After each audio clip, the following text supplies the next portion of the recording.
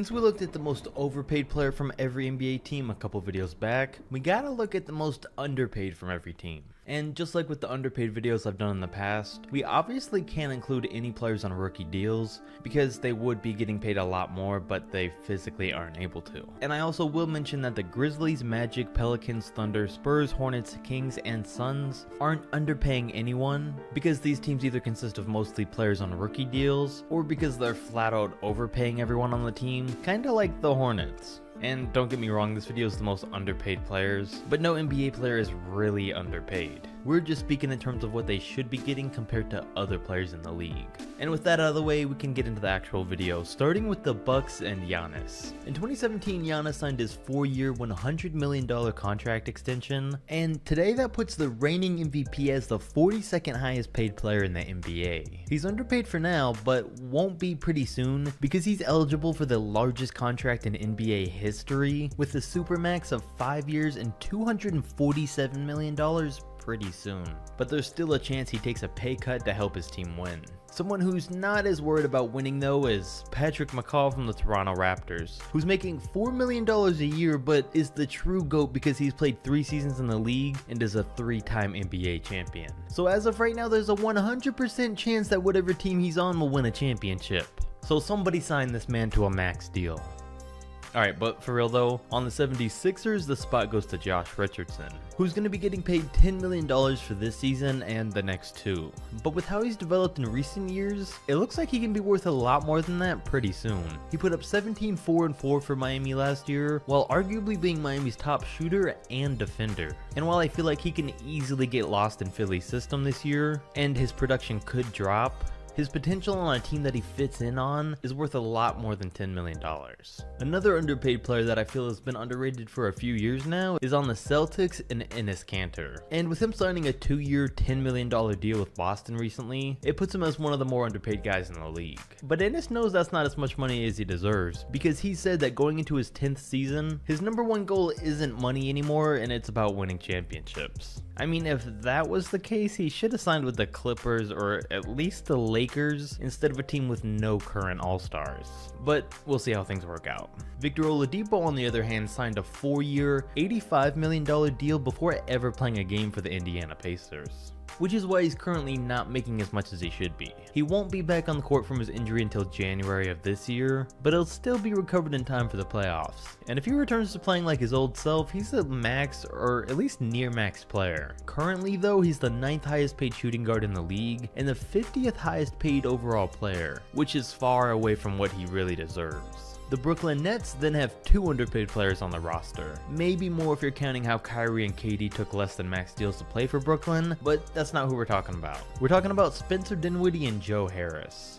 And Joe Harris took a few years to find his way in the league, but then the Nets gave him a chance, and he proved to be a solid role player, so he signed a 2-year, $16 million deal at the start of last year. But then little did anyone know he'd transform into one of the best shooters in the league, shooting 47% from 3 and winning the 3-point contest. So if he keeps playing like that, I could see him making at least $13 million a year on a new contract. Then Dinwiddie's surprising because he's not in the same situation, where he got a lot better after signing a new deal, because he just signed his 3-year, $34 million contract extension with the Nets last year in the middle of his best season while he was putting up 17 and 5 off the bench. And I feel like he could have got a lot more money, or even found a starting role for a team like the Magic.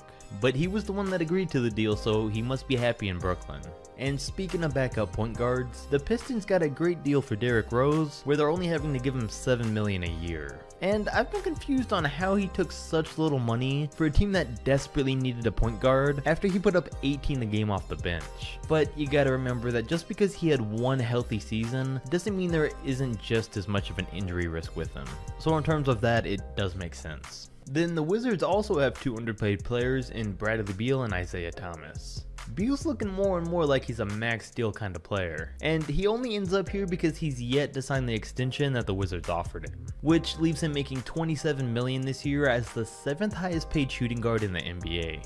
I don't think he should or will sign that extension, so Washington needs to trade him, but I don't know that they will. And as for IT, he's on a veteran minimum deal while he has a chance to be Washington's starting point guard for the year. So even if he plays decent and averages double digits, he'll still be considered an underpaid player. The Atlanta Hawks pulled off the biggest steal of free agency in Jabari Parker, who was signed on a deal making him $6 million a year. I mean, he's definitely not the player everyone thought he would be. He's injury prone, and his draft day comparison was Carmelo Anthony, which we all know now isn't the best thing to brag about going forward, but the man still puts up 15 a game off the bench. Plus he's got plenty of time to turn things around since he's only 24, but even if he doesn't, a 15 to 20 point scorer off the bench on most nights out of the year for only $6 million is definitely worth it. Then I would say that the Chicago Bulls might be slightly underpaying Zach LaVine. When they first matched the Kings offer sheet and gave him a 4-year $78 million deal, a ton of people, not including myself on this one, thought he was getting overpaid. But he immediately came out this past season and proved people wrong by putting up 23 a game on great shooting numbers, shooting 47% from the field and 38% from 3. And for a super athlete like himself, if the Bulls can improve and he can put some more focus on defense, he without a doubt has all-star potential. And based on how players are getting paid so much based on potential, I could see LaVine getting paid a lot more in today's market. There was almost no one for the Knicks, but I found a loophole. Since Alonzo Trier went undrafted, then was signed by the Knicks, he's technically not on a rookie deal. So at only $3.5 million a year, with the potential he's shown for the Knicks this past season, you gotta think he's a steal. He's come up and had some huge games when given the opportunity, so hopefully from here on out he continues to develop. The Golden State Warriors have Draymond Green, who they signed to a 5-year, $82 million contract in 2015. And he's become a much better player since then that deserves to be paid more. Unless he comes out like he did last season, out of shape and lacking effort. But since it's his contract year, I don't think he will. We should mention the Nuggets with Torrey Craig, who was undrafted in 2014, but after making a career for himself overseas, the Nuggets gave him a chance, and after playing 39 games, they signed him to a 2-year, $4 million contract. And since then, Craig's come out as the team's best overall defender, especially in the playoffs. And now he's like an Andre Roberson type of player, where he doesn't bring much of anything on offense, but has some of the best defense in the NBA. And I mean, even Roberson's getting paid $10 million a year. Then for the Blazers, you could say that Yusuf Nurkic is getting underpaid, making about $11 million a year, making him the 22nd highest paid center in the league, behind guys like Ian Mahimi, Jonas Valanciunas, and Cody Zeller. And I mean, Nurkic is only 24. When Steven Adams was 24, he signed with the Thunder on a contract making him $25 million a year, based solely on his potential. And even right now, I'd rank Nurkic slightly ahead of Steven Adams. Keep in mind though, OKC did just pay Steve way too much. The Rockets, on the other hand, have PJ Tucker making about $8 million a year. And I don't know how much more he'd really get somewhere else since he's already 34, but his game and his defense haven't slowed down at all. And for what he brings to Houston on both ends, guarding the other team's best player and allowing Harden to do what he does, if they had more money, it should definitely go to Tucker. On the Utah Jazz, Donovan Mitchell's obviously their most underpaid, but he's on a rookie deal, and they're paying everyone else on the team a decent amount. So if I had to give this spot to someone, I'd say Jeff Green,